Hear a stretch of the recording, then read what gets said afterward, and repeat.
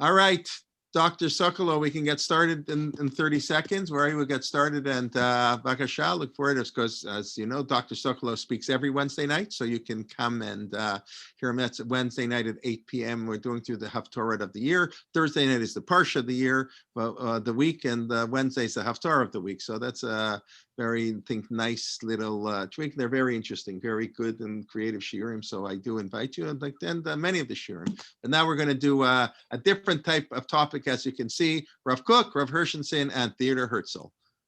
Let's go. Okay, the screen is there. Yes, I muted myself. The screen is there. Yes, I see those nice pictures. We see, cool. Okay. I love that picture in the middle, sitting and learning out on the barn or somewhere. I'm not sure where, but okay. Okay, so first of all, Hakarat HaTov. If there's somebody out there in the audience named Eyal Ben Eliyahu, who wrote an article that was published in a journal called Cathedra some dozen years ago. Thank you very much, because it was your article that gave me not just the inspiration, but a lot of the bibliographical clues that I needed to piece this together. So thank you. In any event, the title, of course, is from what is either a liturgical excerpt or a lullaby, Sheyibaneh Beit HaMikdash B'mehera V'yameinu. And we're going to look at three views of the rebuilding of the Beit HaMikdash and the restoration or renewal of animal sacrifice. The views of Rabbi Avraham Yitzchak HaKohen Kook, the views of Rabbi Chaim Hirschensohn, and the views of Dr. Theodore Herzl. So let's begin. In the year 1918, a Russian-born rabbi who was living at the time in London by the name of Menashe Grossberg sent a letter to Rabbi Kook, who was also residing in London at that time. Just parenthetically, on account of World War I, Rav Kook could not return to Palestine from a trip that he was taking abroad, and he spent a good amount of time in London. So this Rabbi Grossberg wrote a letter to Rabbi Kook, asking Rabbi Kook whether it was permissible to rebuild the Beit HaMikdash, stipulating in his letter, as you've already looked at it, even if no sacrifices would be offered. And this is Rav Kook's reply. Rav Kook wrote, Va'al devar she'elato, with respect to your question, imutar lanu livnot Beit HaMikdash, is it permissible to rebuild the temple? Al minat, on the condition or with the stipulation, shelo lahakriv korbanot, that no sacrifices will be offered. Rav Kook is perplexed. He says, Lo yadati hatzior. I translated it, rendered that as I can't see the picture. He's basically saying that he doesn't see what purpose that would accomplish. And he writes, he says that, first of all, he doesn't understand the premise. If it's on account of impurity, then there is a Talmudic rule, tum'ah hutra b'tzibur, that impurity is nullified if in public. And therefore, he says it should be permissible not only to rebuild the temple, but to resume the sacrificial order, to offer regular, additional, and all public sacrifices. And he writes, truthfully, if we reach the point of building a temple, we could also prepare the parah adumah, the red heifer, which would purify us from all impurities, and therefore enable us to offer all manner of sacrifices. And he says that if you happen to think that a problem would be that we no longer have Kohanim with impeccable pedigrees, he says that that too is not a concern, because Kohanim don't necessarily have to produce impeccable pedigrees in order to serve in the temple.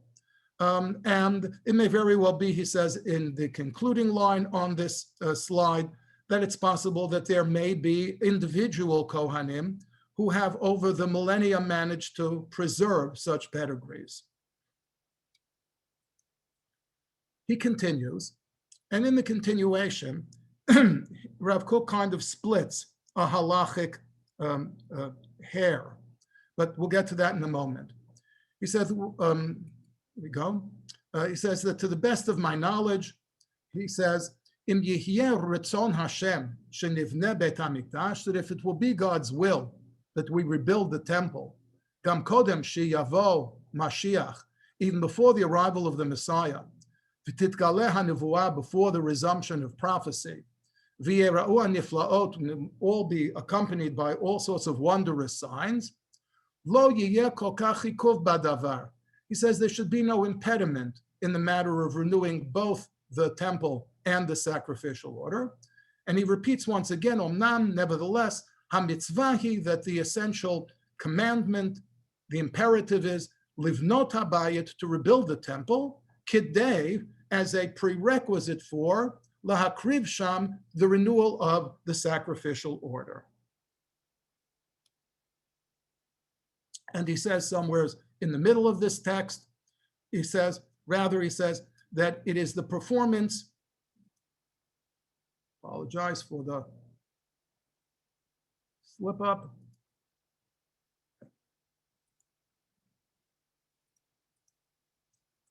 He says it is the performance of an incomplete mitzvah to build a temple and not offer sacrifices if they are available. So it would seem at least that in 1916, Rav Kook was rather firm in maintaining that a temple could be rebuilt, but that there would be no point in rebuilding the temple if sacrifices were not going to be renewed in it. He relies in part upon a stipulation of Maimonides, of Rambam in the Mishneh Torah, namely, again, that the purpose of building the temple is precisely in order to renew korbanot.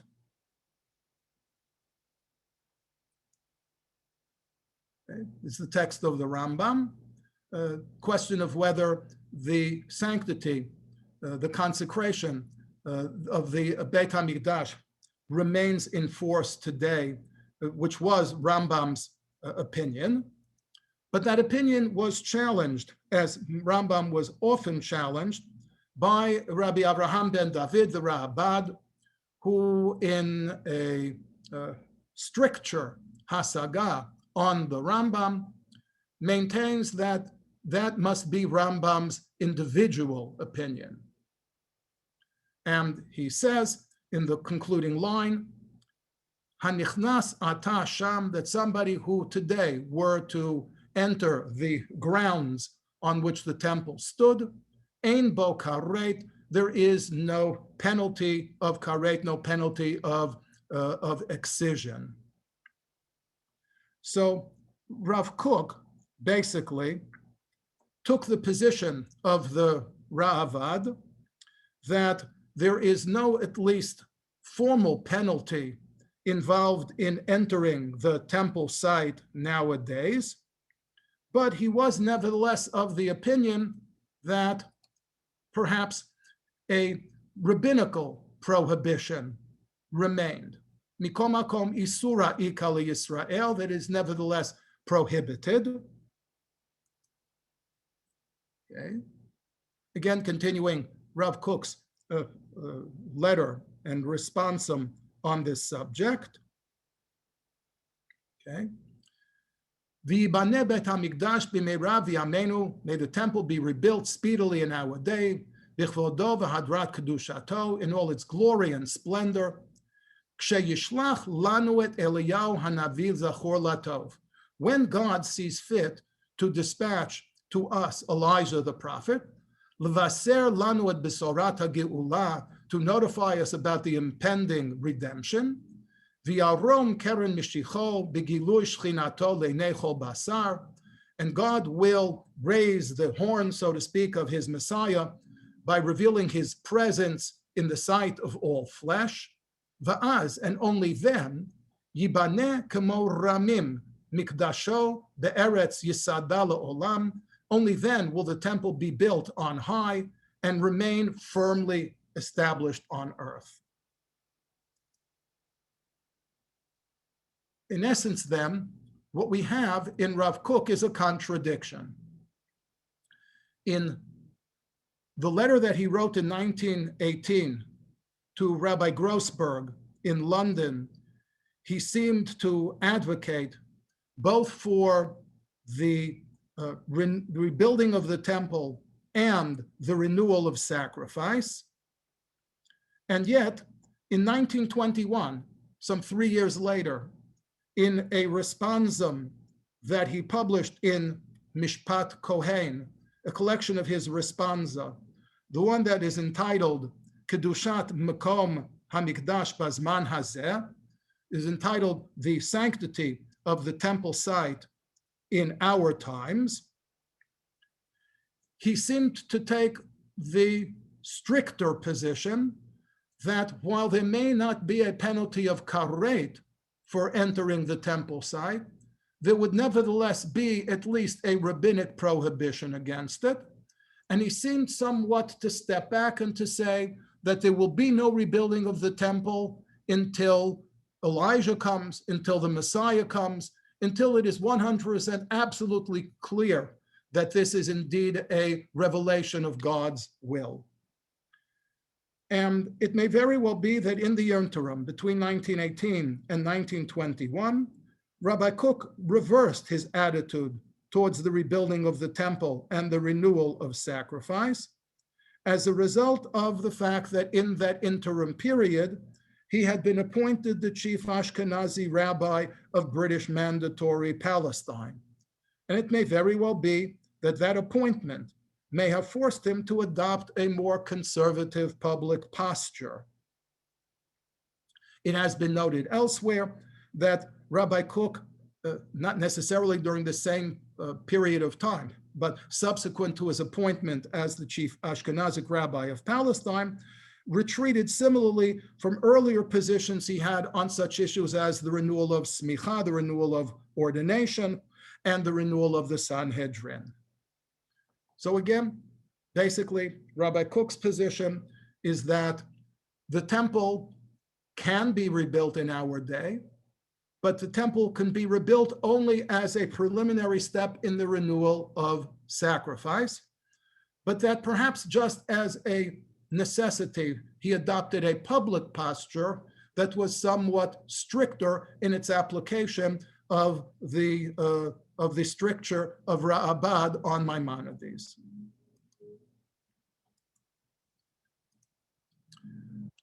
That brings us to Rabbi Chaim Hirschensohn. Rav Kook is reasonably well known. Rabbi Hirschensohn considerably less so. So just give me a moment to fill you in on a few of the biographical facts and bibliographical facts pertaining to Rabbi Chaim Hirschensohn. Rabbi Chaim Hirschensohn was born in Tzfat in 1857 to a family that had come to Israel only a few years before as part of the Chovevei Tzion movement, a religious family. And he was educated first in a cheder, and then he was educated in a yeshiva that was called Shnot Eliyahu, a yeshiva that was named for Rabbi Eliyahu Gutmacher, one of the Mavasrei Tzion, one of the religious harbingers of the Zionist movement, who was actually a relative of the Hirschensohn family.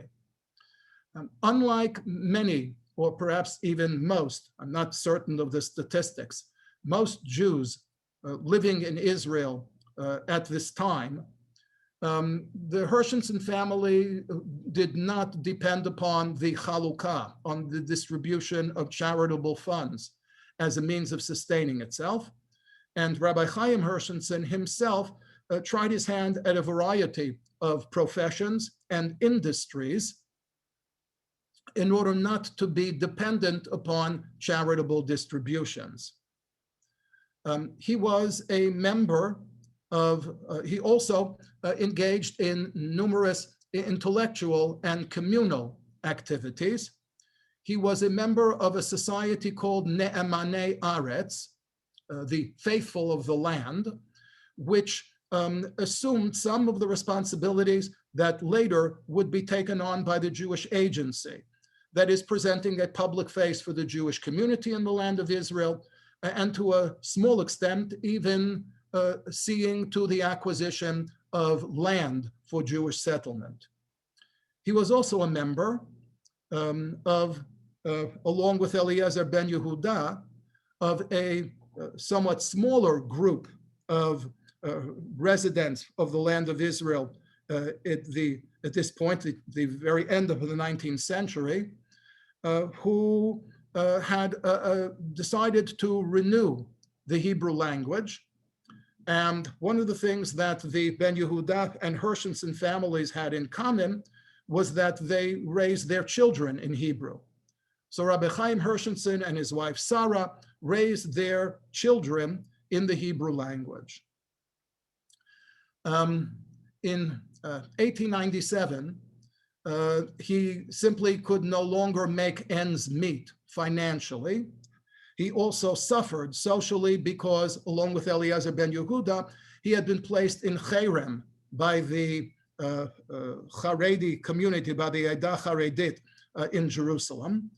So he was forced to leave Israel. He went first to Istanbul, where he assumed the principalship of several Jewish day schools, and became an early member of the religious Zionist Mizrahi movement.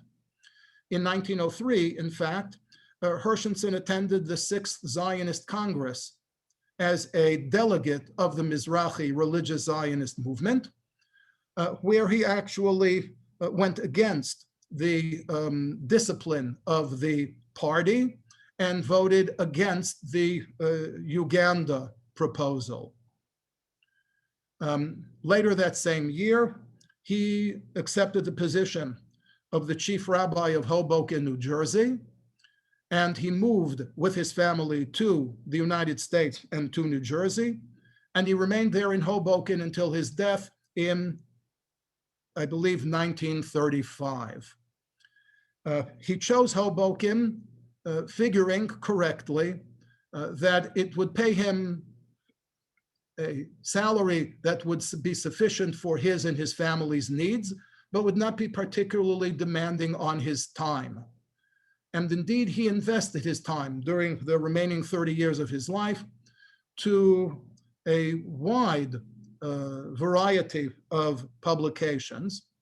He edited several Hebrew journals, and he published a number of Hebrew books, only one of which I'm going to mention now, and that's the one that's whose title appears on the slide before you, Malki Kodesh. Late in 1917, it couldn't have been before November 3rd, and during the following year, 1918, Rabbi Hirschensohn devoted himself singularly to combining the two passions of his life, his Zionist passion for the land of Israel and the passion that he had acquired in the United States for democracy. And he wrote several volumes of responsa and published correspondence called Malki Kodesh, in which he endeavored to indicate, to display how a Jewish state promised by the Balfour Declaration could come into being, guided by the principles of Jewish law of halacha. So here we have, for example, one of the earliest entries in Malki Kodesh. In fact, the very first two responsa in the book deal first with the question of the renewal of a Jewish monarchy, and secondly, with the restoration of the temple and the renewal of sacrifice. So here we see a portion of his first responsa, in which he writes, Acharei ki chol ha'olam kulo, that after the entire world, ubiyichud, and particularly Am Yisrael, the Jewish nation, Am chachon v'navon kulam, a nation that is recognized as being singularly wise and understanding. Yodeim umakirim. Everybody, he says, nowadays knows well. Kichvar ba hazman shel memshelet am. That the time has come for democracy to replace monarchy. La'avir kol shilton shel ish echad al am shalem. To do away with a situation in which one person rules over an entire nation. Ukvar hochachnu lada'at. We've already come to see. Shafilu b'memshala republikanit. Adayin lo yatzanu yedei chovat hatzedek v'hamesharim. That even in a Republican form of government, we do not yet fulfill the requirements of justice and of ethics, until shetitnaheg b'mishtar demokrati, until that Republican form of government conducts itself in a democratic fashion. Shelo yihya afilu linivchar min ha'am, that even an elected representative should not have shum koach, should not have the power limshola bocharav, to rule over his electors, or la'asot davar neged ritzon ha'am, or to do anything in opposition to the will of the people. Uchvar hiskimu behavida halaz al hanhaga kazot be'eretz Yisrael.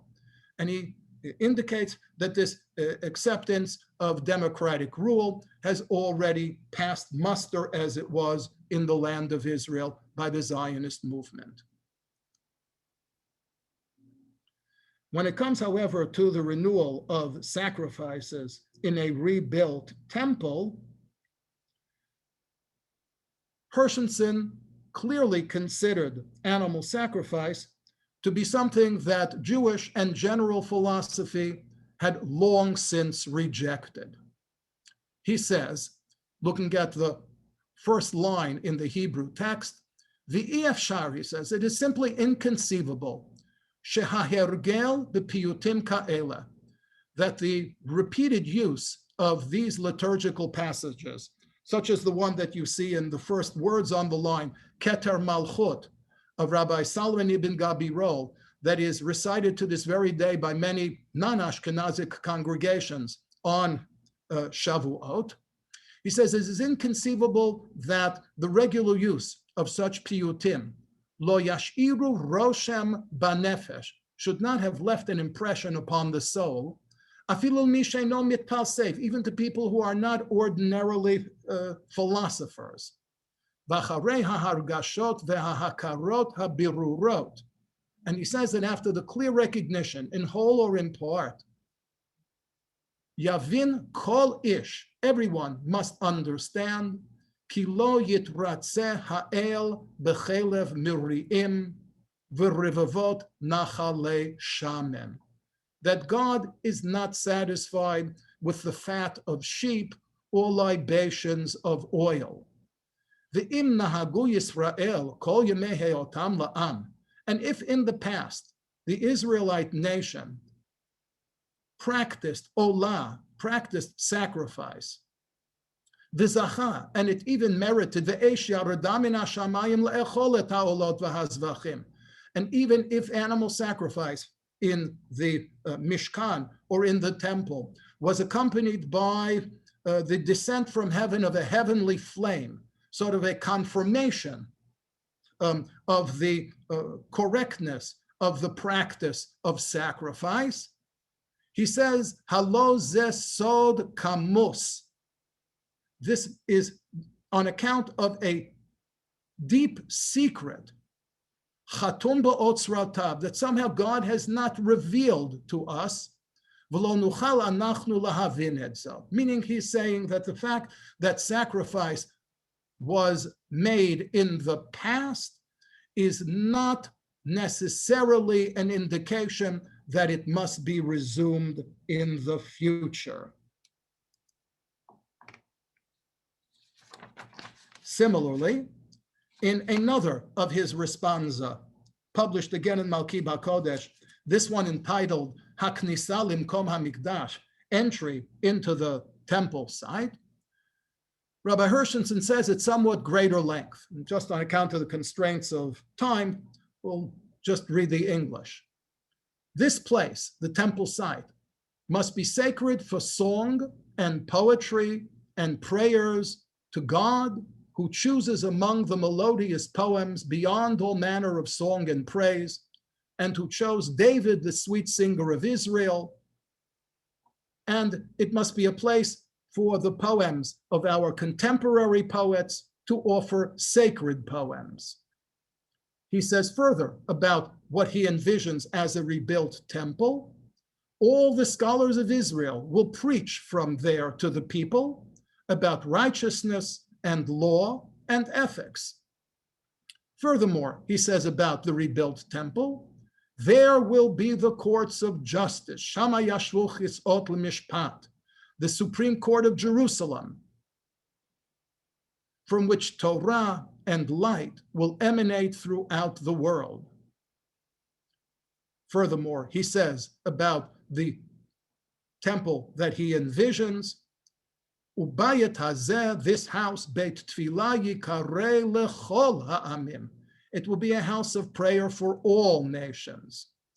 But he says, Lo yiyeh sham shum pesel o shemel asher yiyeh miuchad rak la'am echad.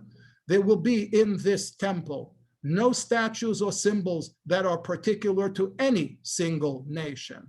Rak, rather, what will be in the rebuilt temple, he says, Ein ba'aron rak shnei luchot habrit asher heim amudei hatzivilizazion lechol ha'amim kulam. He says, the only, if you wish, the only statuary that will be in the rebuilt temple are the two tablets of the covenant, the Luchot HaBrit, that he maintains are the Amudei HaCivilizazion. They are the pillars of civilization for all people. Furthermore, he writes, since he had a rather keen insight into practical political things as well as halachic, he says, what should we do otherwise? I mean, if we don't build a temple, hanisgoret hamakom hazeh, if we come into possession of the land of Israel, do we close off the temple site to all people? O hananiach shualim lalechet sham? Do we allow foxes to walk through it? One of the Talmudic descriptions of the temple in ruins includes the image of foxes strolling through it. He says, would this be proper? Gam ba'et asher shav Hashem et shivat Zion? Is this a proper thing? Should we allow the Temple Mount to simply lie there untouched after God has, through the Balfour Declaration, renewed and restored us to the land of Israel? That would make up an object of scorn to all nations. Furthermore, he says, Will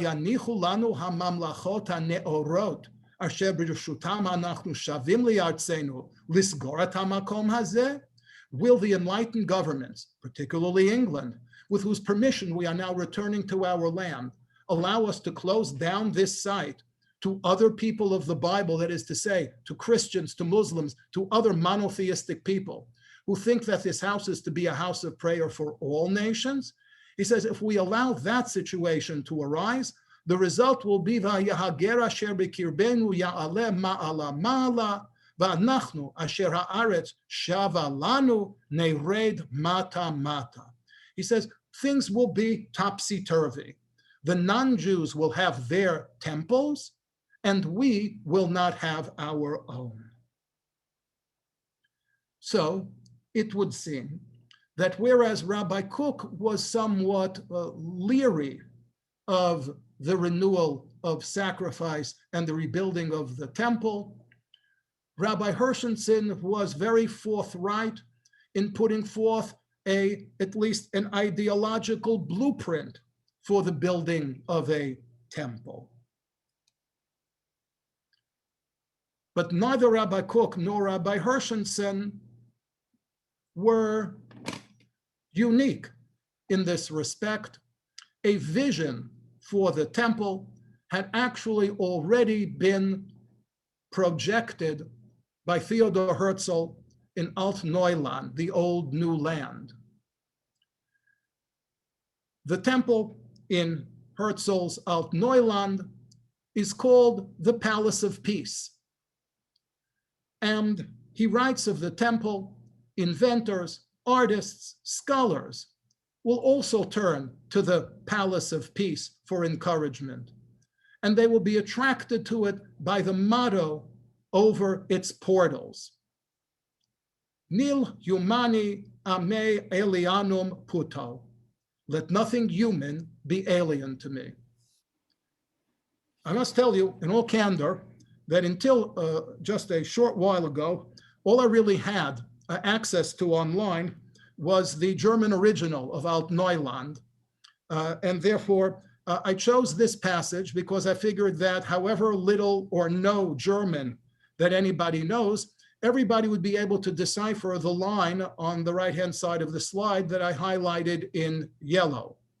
Because it's not German, it's obviously just a transliteration of Hebrew. We'll see it in a moment in English. I actually managed to find an online version of Alt-Neuland in an English translation.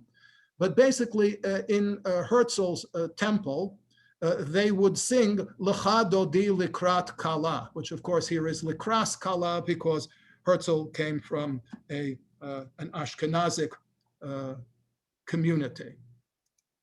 But here is a portion of the English.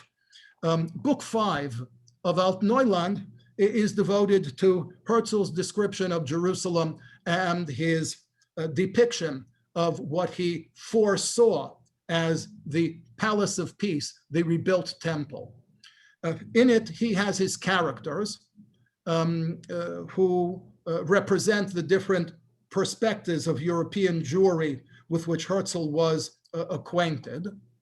And it says of them that they reached the temple. The times had fulfilled themselves and it was rebuilt. So Herzl too envisioned the rebuilding of the temple. Once more, it had been erected with great quadrangular blocks of stone hewn from nearby quarries and hardened by the action of the atmosphere. Jerusalem stone. Once more, the pillars of bronze stood before the holy place of Israel.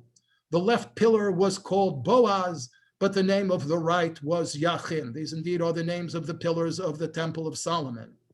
In the forecourt was a mighty bronze altar, Mizbach HaNechoshet, with an enormous basin, the Yam Shel Shlomo, called the Brazen Sea, the Yam HaNechoshet, as in the olden days when Solomon was king in Israel. So some of Herzl's rebuilt temple is taken from the description in the book of Kings and Sefer Melachim of the Temple of Solomon. Sarah and Miriam, two of Herzl's characters, went up to the women's gallery. So you see that the Temple of Herzl is a synagogue. And as all the synagogues with which Herzl was acquainted, the women, of course, sat in an upstairs gallery. Friedrich, the principal character of Alt-Neuland, sat beside David, the native character, in the last row downstairs in the men's section. When the places were assigned, said David, I chose the very last row. I wanted nothing else. The Great Hall, this, by the way, is the passage that was in German in the previous slide. The Great Hall resounded with singing and the playing of lutes. The music recalled to Friedrich far off things in his own life and turned his thoughts to other days in Israel. The worshippers were crooning and murmuring the words of the ritual, but Friedrich thought of Heine's Hebrew melodies. The Princess Sabbath, Shabbat HaMalkah, she that is called the serene princess, was at home here. The choristers chanted a hymn that had stirred yearnings for their own land in the hearts of a homeless people for hundreds of years. The words of the noble poet Solomon Halevi, Shlomo Halevi Al-Kabetz, Lecha Dodi Likrat Kala, come beloved to meet the bride. How beautifully Heine had put it. And whatever Heine wrote, Heine was a true poet who sensed the romance of the national destiny. He had sung German songs ardently, but the beauty of the Hebrew melodies had not escaped him. So in essence, what we have is that Herzl wrote of his temple. As a secular Jew, Herzl was aghast at the thought that religious Jews might build a temple in which sacrifices would be offered, something which he saw as primitive. Hence, his recommendation for the temple was one that was more like, I guess, a Reform synagogue in Vienna, from which universal ethics and morality would emanate. Here he has Friedrich seated in the temple, and Friedrich, his character, has an epiphany. Suddenly, as Friedrich listened to the music and meditated on the thoughts it inspired, the significance of the temple flashed upon him. In the days of King Solomon, it had been a gorgeous symbol adorned with gold and precious stones, attesting to the might and the pride of Israel. Yet, however splendid it might have been, the Jew could not have grieved it for 18 centuries long. No, they sighed for an invisible something of which the stones had been a symbol. It had come to rest in the rebuilt temple, the stone, where stood the home-returning sons of Israel who lifted up their souls to the invisible God as their fathers had done on Mount Moriah. The words of Solomon glowed with new vitality. The Lord hath said that he would dwell in the thick darkness. I surely have built thee a house of habitation, a place for thee to dwell in forever. Citation from Solomon's inauguration of the temple, again from the book of Melachim. I was curious about this idea that Herzl spoke of a stone that had come from the Temple of Solomon and found its way into his visionary temple. And I found a reference to it in Stephen Fine's The Temple of Jerusalem from Moses to the Messiah, in which Professor Fine wrote, in fact, Herzl's familiarity with the symbolism and mythology of the temple stones seems to have been quite sophisticated. The title of the book itself, Alt Neuland, was explicitly borrowed from the German name of the medieval synagogue of Prague, the Alt Neu Shul. One classic story, origin story of the Alt Neu Shul describes the origins of the shul's cornerstone as being a stone from the destroyed Temple of Jerusalem, carried into exile and used to construct the synagogue.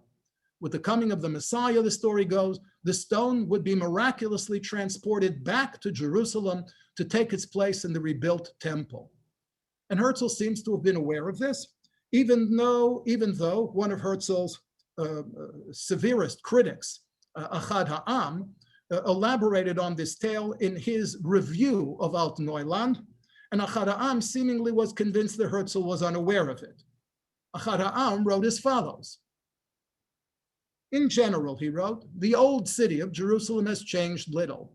The ancient prayer houses of all the religions stand on their sites. Even the Muslim temple named for Omar still stands on the Temple Mount as before. Within the new buildings of the old city, the temple will arise gloriously. Yes, the temple, with Yachin and Boaz columns, Solomon's pool, and an altar in its courtyard. He's reiterating here Herzl's description of Jerusalem that we read. Why an altar, asked Achad Ha'am? We cannot know, because not a word is mentioned in the book about sacrifices. All we know is that on the Sabbath eve, a chorus sings L'cha Dodi to musical accompaniment, just like in the temple in Vienna, no more. And why an altar? But if we come to ask, an even more serious question arises. Where shall the temple be built? As we have noted, the Mosque of Omar still stands on the site of the Beit HaBechira of the temple. Did Rabbi Shmuel, another of Herzl's characters in Alt Neuland, who represents religious Jewry, did Rabbi Shmuel, friend to the liberals, permit the building of the temple elsewhere? Of course, a rhetorical question. He does not imagine that any rabbi worth his salt, so to speak, would permit the temple to be rebuilt anywhere else. Therefore, he says that Herzl's vision of a temple must be one entire fantasy, because it can only be built on a place that is already occupied. And he concludes in his usual acerbic fashion. He says, Ein makshim al alt Neuland. one may not question alt Neuland, shehi kulanisim, because the entire basis of it is miraculous. In Ein Makshim al alt Neuland, here Achad Ha'am is echoing a well-known statement, Ein Shoalim al HaMidrash, that one doesn't question the authenticity or historicity of Midrashim. So he basically says the same thing about Herzl's vision of the temple in Alt Neuland. Now,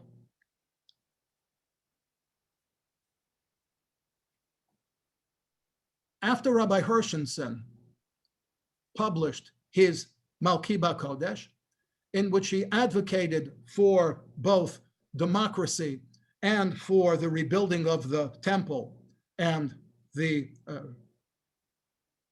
renewal of sacrifice, Rabbi Kook responded to Hirschensohn, and in a later volume, volume 4 of Malki Kodesh, Rabbi Hirschensohn published Rabbi Kook's and other rabbis' responses to his earlier responsa.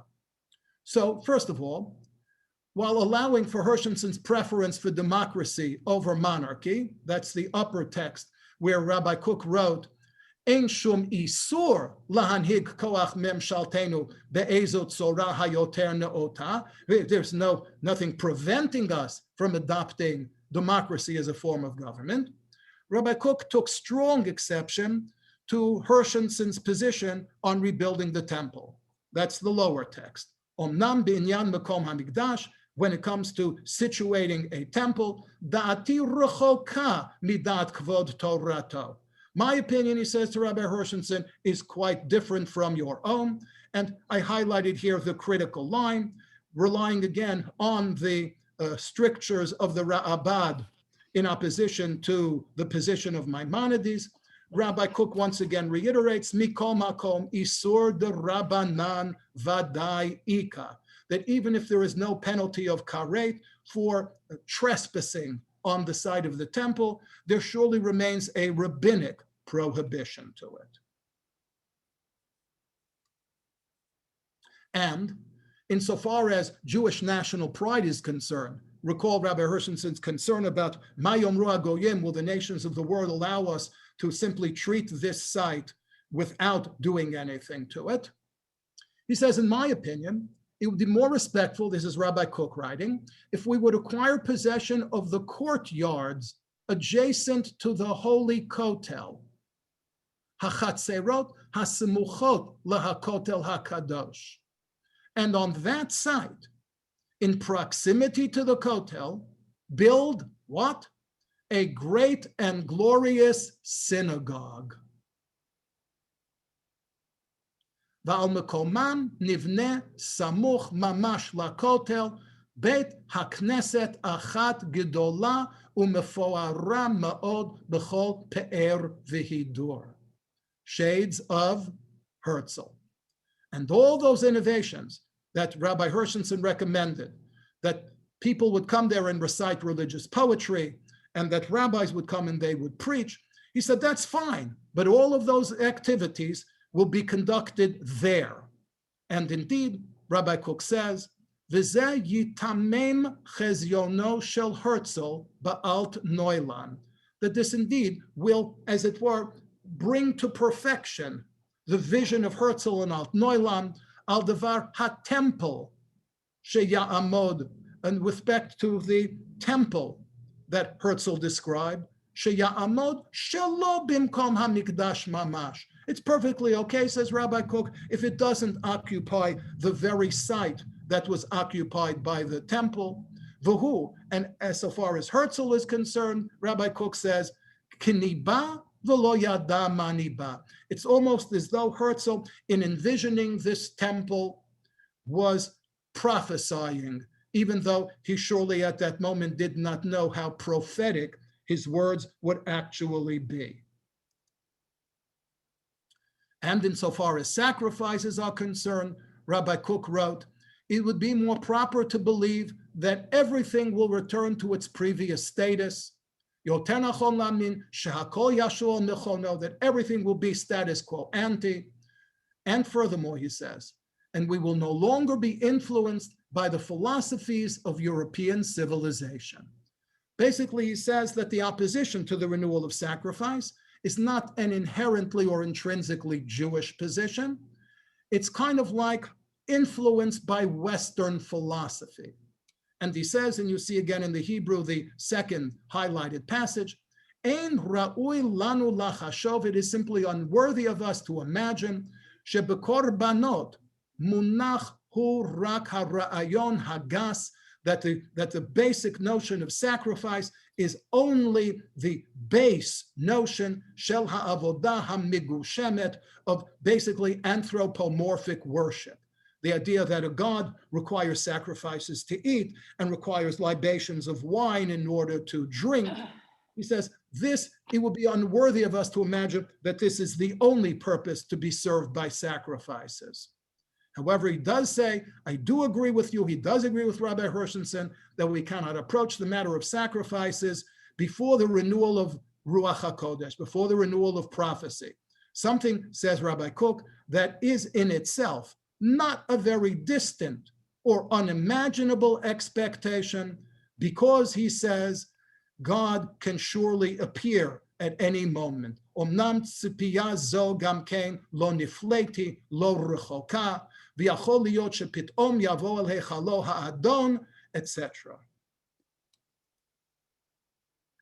Rabbi Hirschensohn did not only publish Rabbi Kook's response to his original proposal to rebuild the temple and to renew sacrifices, but he published a retort to Rabbi Kook's reaction to his original proposal. And Hirschensohn, in this retort, proceeded to reject Rabbi Kook's suggestion about building a synagogue adjacent to the Kotel, saying about it, Omnam zelo yirapeh et pitza'ei levavenu, this is not going to fill, as it were, the cracks in our souls. Kol et asher shualim holchim b'hamikdash atzmo, as long as the temple itself is not rebuilt. And he goes so far as to say, v'zeh k'mo ra'ayon Uganda. He compares Rabbi Kook's proposal of building a great synagogue to the Uganda proposal, terem nachalnu et artzenu asher muchzakim lanu me'avotenu. He says, just as Uganda was not a substitute for the land of Israel and had to be rejected, Rabbi Kook's proposal for building a synagogue instead of rebuilding a temple also must be rejected. I'll note in the final slide that in his commentary on the Siddur, Olat Re'iyah, Rabbi Kook actually took a decidedly different approach to animal sacrifice from the one that he took first in his early correspondence with Rabbi Grossberg, in his own responsa in Mishpat Kohen, and in his response to Rabbi Hirschensohn's proposals. And in his Siddur, he took an approach to sacrifice that is entirely consistent with his own, Rabbi Kook's own known advocacy for vegetarianism. And on the line that we recite upon the conclusion of every recitation of the Amidah of the Shmoneh Esrei, V'arava l'Hashem minchat Yudah v'Yerushalayim, that may the offerings of Judah and Jerusalem be as pleasant, as acceptable to God, Kimei Olam, as they were in days of yore, Uchshanim Kadmoniyot. Rabbi Kook wrote, Ba'alei Achayim, animals, Hakrevim LaMizbeach, that were offered as sacrifices, Chal Bahem Atzmam Atikun, they themselves were the instruments for perfection, Al Yedei Hit'alutam Lehiyot Zevach Lashem, merely by virtue of being offered on the altar to God. Shekevan She'ein Bahem Da'at, because since they are bereft of intellect, they cannot achieve this proximity to God, only by virtue of an act that is performed on them, as in the case of sacrifices whose fat and whose blood are burned on the altar and offered to God.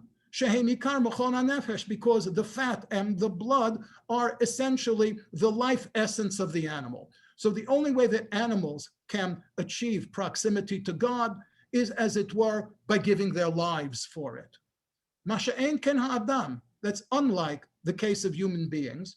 Asher b'libo ha'mevin yaskil et ma'aseh ha'korban v'yitkarev el Hashem b'da'ato. Because human beings are capable of using reason in order to become closer to God. Aval le'atid lavo, therefore he imagines that in the future, shefa hada'at, the flow of divine knowledge, yitpashet, will spread. V'yachdar afilu b'valei achayim, it might even make its way into the consciousness of animals. And he cites the verse in Isaiah, lo yareu v'lo yashchitu b'chol har kodshi, that even animals will not be destructive, as it were, upon the holy mountain. Ki malah haaretz de'at Hashem kamayim layam echasim, because the earth will be as filled with knowledge of God as the waters fill the oceans. And therefore he concludes by saying, v'hahakrava shetihiyeh az, that whatever sacrifice will be in the future, shel mincha, offerings, mehatzomeach, will be from the vegetable kingdom. And those offerings, even though they will not be animal sacrifices, but they will be vegetable sacrifices, te'erav lashem kimei olam uchshanim kadmoniyot, will be as pleasing to God and as acceptable to him as the animal sacrifices of yore. So that's basically it. Rabbi Kook, the first position, Rabbi Hirschensohn responding to it, Rabbi Kook reacting to Rabbi Hirschenson's responses, Rabbi Hirschensohn offering yet a retort to Rabbi Kook's response to his original proposal, and again, in the mixture and even acknowledged explicitly by Rabbi Kook, the vision of the temple introduced by Herzl in Alt-Neuland. Let me take a quick look at the chat, and I will do my best in the time that's left. Kol hakodem zacha. No, this is not.